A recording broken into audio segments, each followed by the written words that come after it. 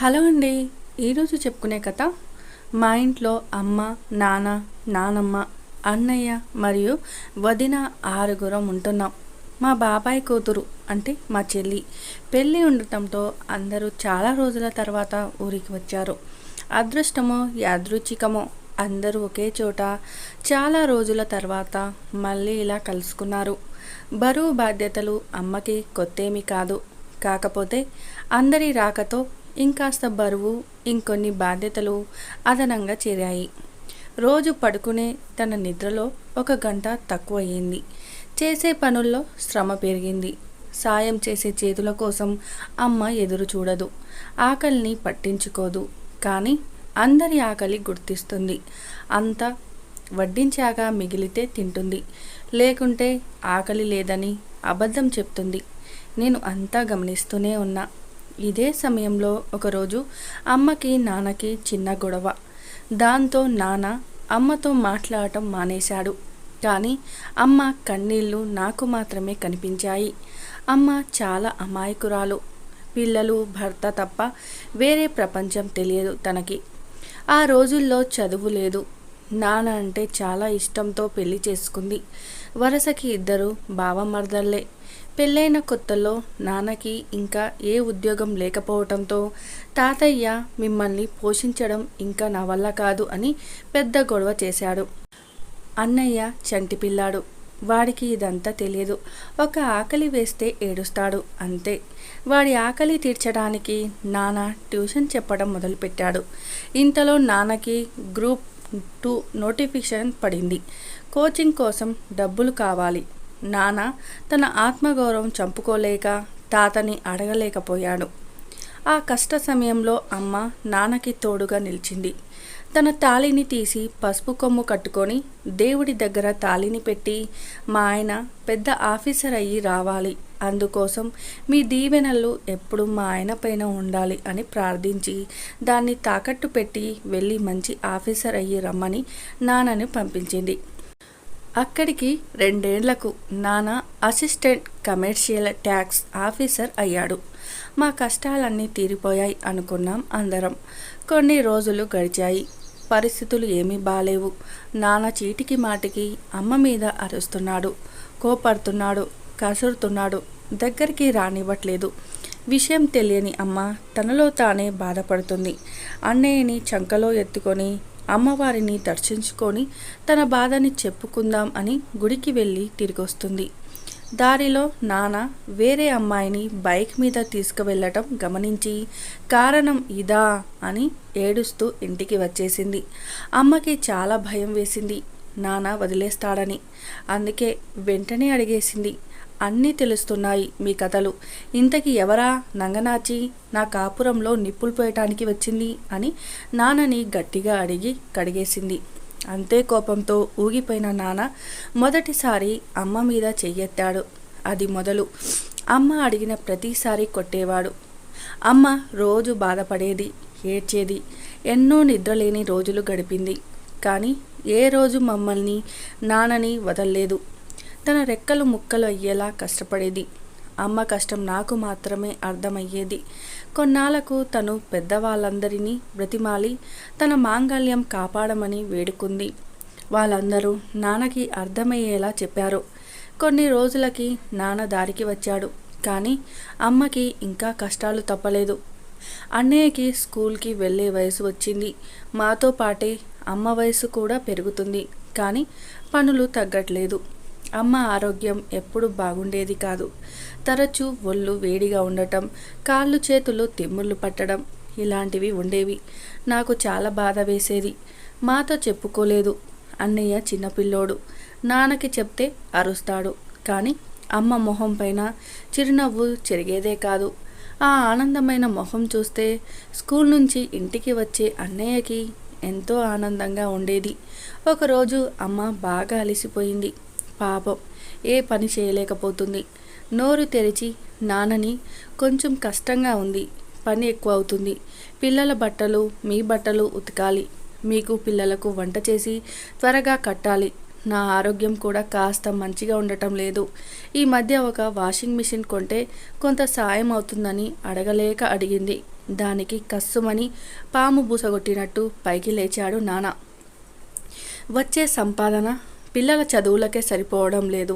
ఇప్పటికిప్పుడు washing machine అంటే ఎంత అవుతాదో తెలుసా నీకు? అయినా నువ్వు కొత్తగా కోరికలు అడగటం మొదలెట్టావే.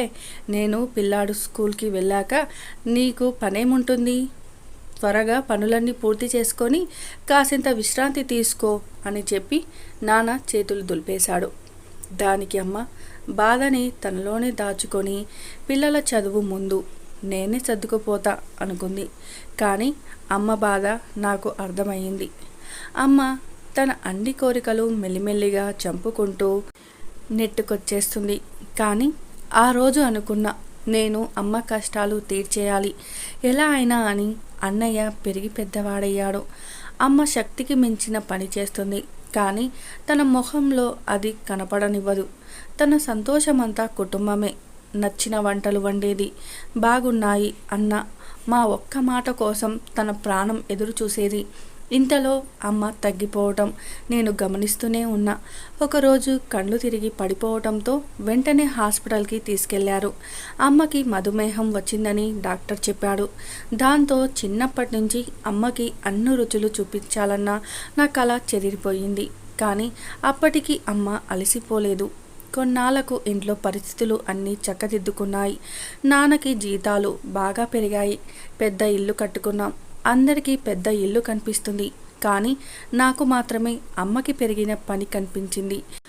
ఇంట్లో నాన్న మాటే జరగాలి. అందుకే ఇల్లు నాన్నకి నచ్చినట్టే కట్టారు. కానీ ఆ ఇంటి కోసం పనిచేసిన పని వాళ్ళని అమ్మ కన్నబిడ్డలానే చూసుకుంది. ఏ రోజు ఎవ్వరికి ఏ లోటు చేయలేదు. అలసిపోయి ఉంటారని తెలిసి మధ్యాహ్నం నిమ్మరసం కలిపి తీసుకెళ్లేది. ఇంట్లో పనులు చేసేది. మళ్ళీ సాయంత్రం అయితే అందరికీ టీ చేసి తీసుకువెళ్ళేది. ఇలా అమ్మకి పగలంతా విశ్రాంతి లేకపోవటం, సమయానికి తిండి తినకపోవటం తన ఆరోగ్యానికి మరింత క్షీణింపజేశాయి. అయినా అమ్మ అలసిపోలేదు. ఇంతలో ఆనందకరమైన విషయం, అన్నయ్యకి పెళ్లి కుదిరింది. అమ్మకి చెప్పలేనంత ఆనందం కళ్ళల్లో నాకు కనిపించింది. పిల్లలే ప్రాణంగా బ్రతికే అమ్మ కదా. ఈ ఆనందంతో తన ఆరోగ్యం కోసం బెంగపడలేదు.